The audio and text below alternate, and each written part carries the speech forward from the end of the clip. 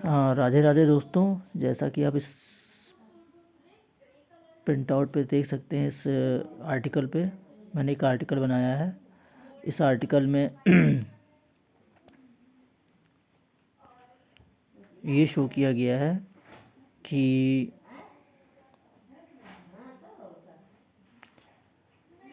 438 जिसकी ग्रिड में होता है, वैसे तो इसको कहते हैं थॉट प्लेन, लेकिन ये 438 प्लेन जिसकी ग्रिड में होता है वो लोग ज़्यादातर पॉलिटिक्स से रिलेटेड होते हैं, पॉलिटिक्स के लोग होते हैं।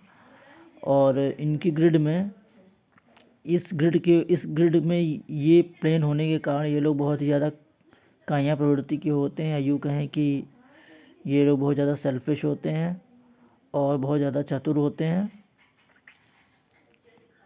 और लोगों को अपने बहका बातों में ला के उलझा के उनसे अच्छा खासा झांसा दे सकते हैं। मतलब ये प्लेन एक निगेटिव एक्सपेक्ट को दिखाता है, दर्शाता है। लेकिन ये पॉलिटिशियंस ज़्यादातर ऐसे ग्रिड वाले पॉलिटिशियंस होते हैं जिनमें ये प्लेन पाया जाता है 438। और अगर कोई जो पैदा हुआ है 5 मई 1943 को 43 को, तो उसके ग्रिड में ये प्लेन पाया जाएगा। ये एक साधारणतः एग्जाम्पल के रूप में लिया गया है। कोई भी डेट ऑफ बर्थ में 438 प्लेन हो सकता है। और अब बात करते हैं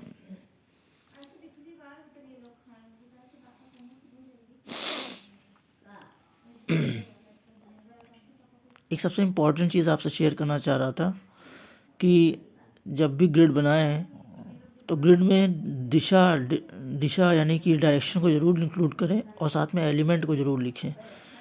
कौन सा वुड एलिमेंट है, कौन सा फायर एलिमेंट है, कौन सा गोल्ड है, कौन सा अर्थ है, इसको ज़रूर डिनोट करें, क्योंकि इससे प्रैक्टिस भी होती है और साथ में जो है मेमोराइज भी रहता है कि कौन सा एलिमेंट कहाँ पर विद्यमान है, कहाँ प्रेजेंट है, किस प्लेन में, किस हॉरिजॉन्टल प्लेन में या पॉलिटिकल प्लेन में प्रेजेंट है, ये क्लियर होना चाहिए। इसलिए इसकी प्रैक्टिस करते रहें। लोशो ग्रिड की शुरुआत हो चुकी है लेक्चर्स की। अब लोशो ग्रिड के पहले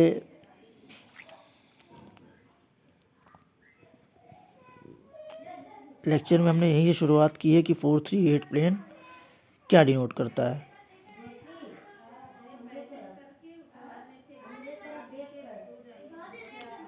इसलिए हमेशा जब भी लोशो ग्रिड बनाएं तो हमेशा वो डायरेक्शन को ज़रूर डिनोट करें और साथ में एलिमेंट्स को ज़रूर लिखें।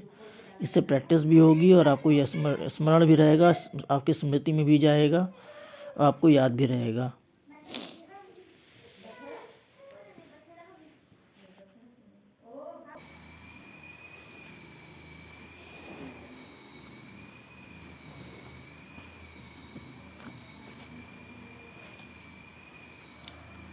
जैसा कि क्लियर था आपको नेक्स्ट वीडियो में, इस वीडियो में फिर से हम आगे डिस्कस करेंगे। They are inclined to be argumented and have strong opinion on anxiety of structure, a variety of subjects. They are inclined to be arguments and have strong opinion on a variety of subjects. 951 जो will power है, यही show करता है कि इसमें आप कई सारे सब्जेक्टों पर स्ट्रॉन्ग ओपिनियन अपना देते हैं ये, और काफ़ी कमांड होता है इनको सब सब्जेक्ट्स पे। 951 शो करता है वो।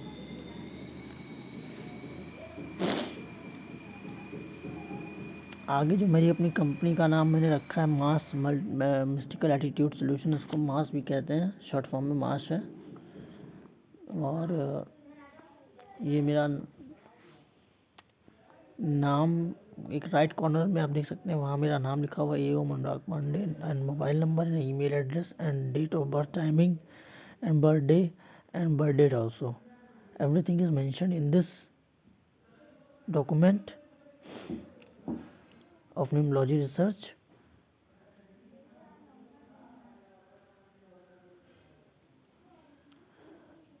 and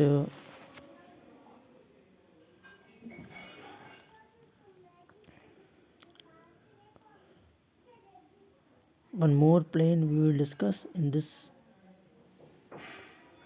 this topic, and that topic is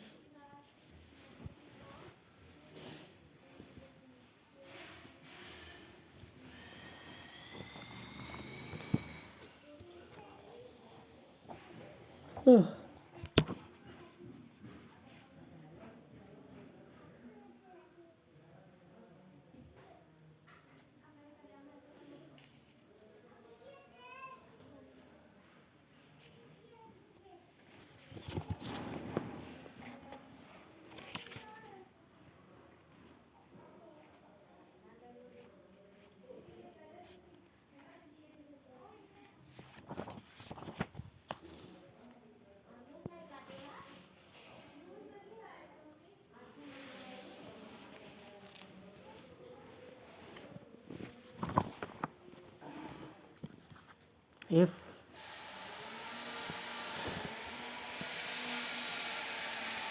two comes if you calculate ohm is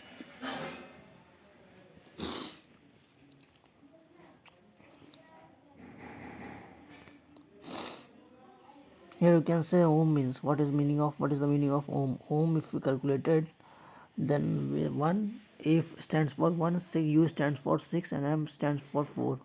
The expression is heard 2 11 2 and heard desire जो निकल के आ रही है वो आ रही 7, पर्सनालिटी जो निकल के आ रही है वो निकल के आ रही है 4. But ohm is a mantra itself, so we cannot clarify with numerology by name vibration. Name vibration के थ्रू हम न्यूमरोलॉजी की हेल्प से इसका जो है एनालिसिस नहीं कर सकते हैं, क्योंकि ओम इटसेल्फ इज ए मंत्र.